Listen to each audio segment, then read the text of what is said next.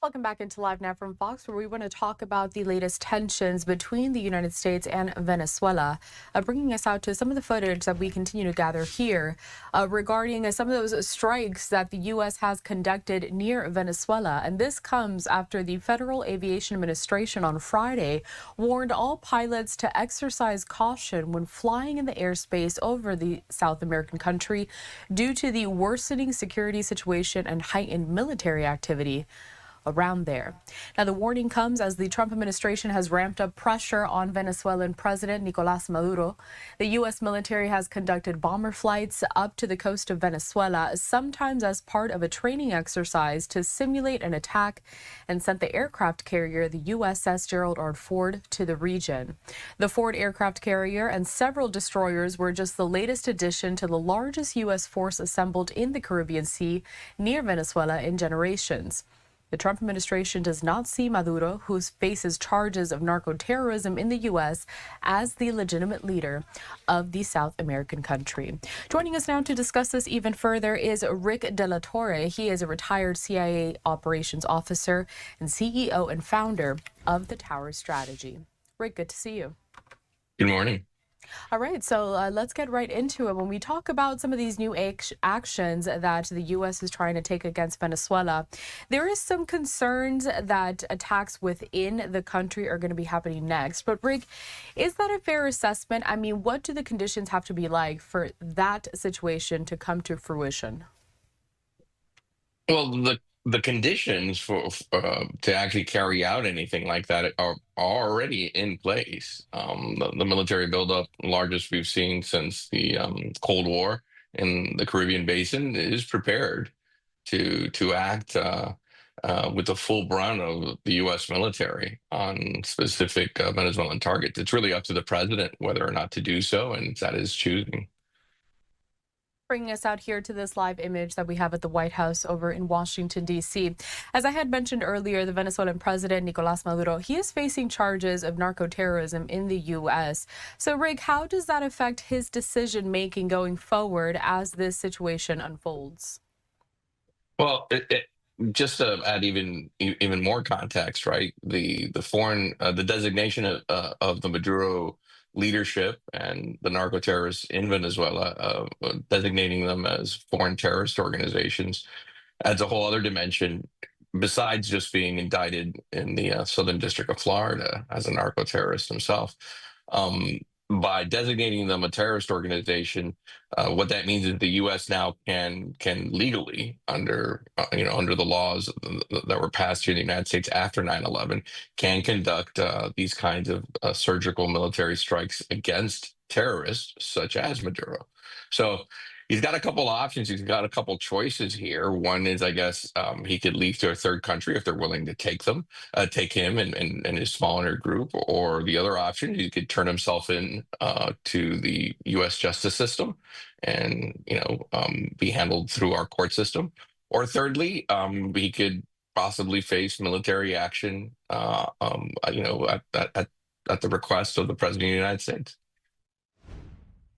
Going off of that last answer, I do want to put up a social media post from Representative Carlos Jimenez down in the southern districts of Florida. He says that all operations that led to the annihilation of the Cartel de los Soles narco-terrorist enterprise in Venezuela will be welcomed by the American people, and the Venezuelan people will be eternally grateful.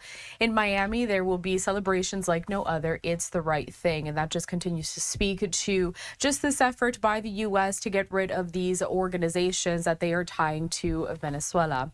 Going back to the Venezuelan president, so Maduro has said that the entire purpose of the U.S. doing these tactics and these actions there near Venezuela is just to force him out of office. So would these be effective tactics for the U.S. to use in order to get rid of Maduro and the regime?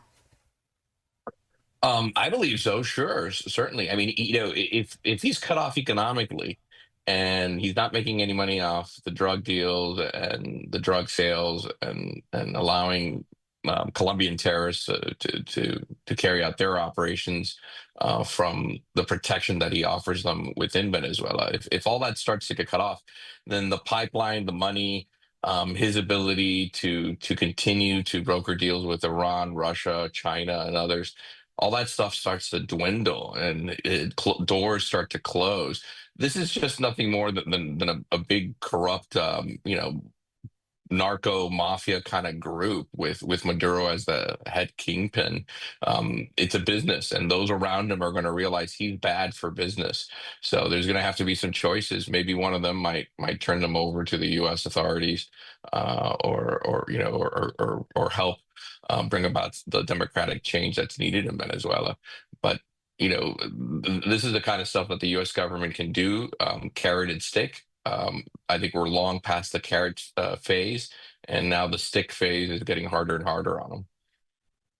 And Break, how does the action that we're seeing by the U.S. compare to the actions that we've seen within past administrations, including when President Trump was a president and in the Oval Office during his first term? Right. So I was actively involved during those times. I think the Trump administration set out with the correct intentions at that time of supporting Juan Guaido. But sadly, I think I think what happened was at that time, most of the adversaries to the United States, the China, Russia's, and Iran's and others, it's particularly the Cuban intelligence organization, they really did their best to prop up the Maduro regime and outlast really the first Trump administration as we were also going into COVID. Um, then during the Biden administration, what we saw was just this fantasy, this strategy of fear that basically said, if we do anything there, if we do anything against the Maduro regime, it's really going to backfire on us. And they would, call up, historical things that happened over 100 years ago regarding U.S. activity in Latin America, and they just got it completely wrong in my opinion. All it did was empower Maduro, allowed him to build a much stronger foothold in his country, and really open the door for Russian presence, for Iranian interests, for Chinese investments, and just making it harder and harder to pull them out. Now under Trump 2.0, with the staggering tens of thousands of Americans that die every year because of fentanyl, and the insecurity that he promotes, that Maduro promotes throughout that entire region.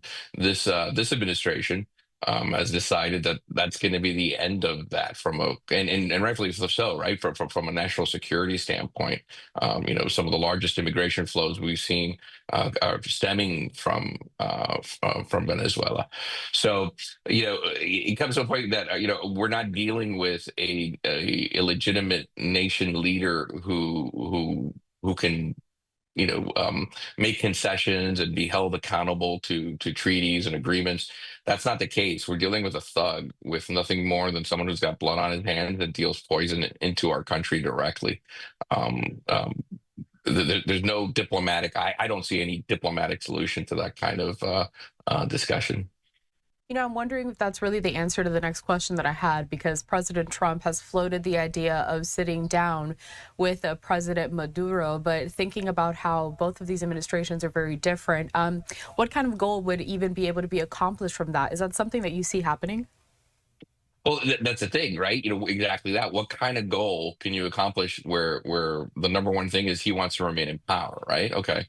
So if so much of their economy and so much of their riches comes from illegal drug deals, stealing mining and gold resources from the country and giving it to other countries, allowing Cuban intelligence to run amok within the country and take their barrels of oils in exchange for the protection service that they provide the Maduro regime. It's just one criminal illicit issue after another. That's their business model. So I'm not exactly sure what they would gain from those kinds of talks, and I'm not sure I'd put a lot of credit and faith in a Maduro Trump discussion. There's no reason for the president to even, I guess, stoop down that low to have those kind of talks with him.